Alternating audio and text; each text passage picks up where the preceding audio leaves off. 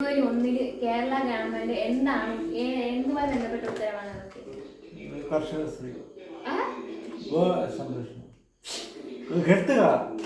ആർക്ക്? കർഷകർക്കാണോ?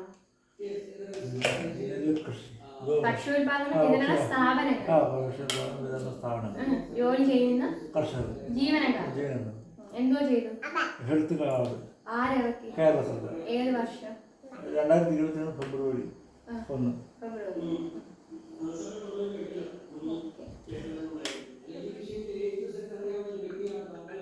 ദേശീയ ഉപഭോക്തൃ തർക്ക പരിഹാര കമ്മീഷന്റെ ആദ്യ പ്രസിഡന്റ് ആരാണ്?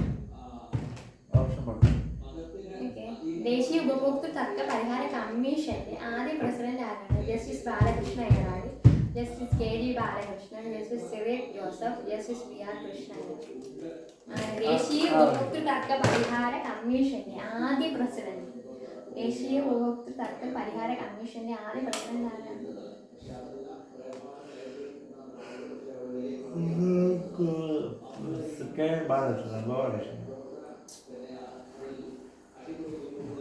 മനുഷ്യാവകാശ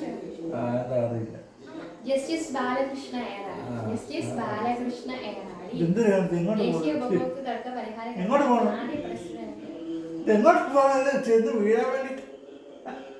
ജസ്റ്റിസ് ബാലകൃഷ്ണ അയ്യറാടി ആരാണ്? ജസ്റ്റിസ് അത് മനസ്സിലായി. എന്തിന്റെ ആദ്യത്തെ പ്രസിഡന്റ് ആയിരുന്നു? തർക്ക പരിഹാരം എന്തോ ഉപഭോക്തൃ ദേശീയമാണ് സംസ്ഥാന ഉപഭോക്തൃ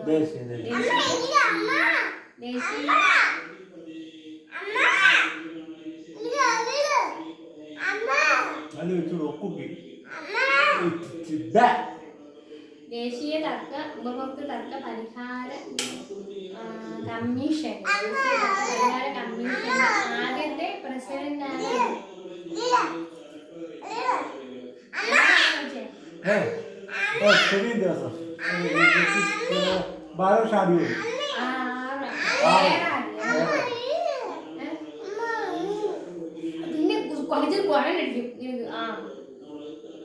പിന്നെ സുപ്രീം കോടതിയിലെ ആദ്യത്തെ വനിതാ ജഡ്ജി ആയിരുന്ന ഫാത്തിമ ബീവി അന്തരിച്ചത് ഏത് വർഷം?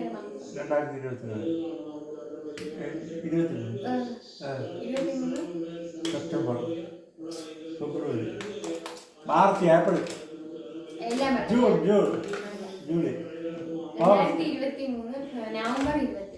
അതായത് ഇങ്ങനെ ഓർത്താൽ മതി. നവംബർ 26-നായിരുന്നല്ലോ, നവംബർ 24-ആണല്ലോ ദേശീയ നിയമ നിയമം. മനസ്സിലായി?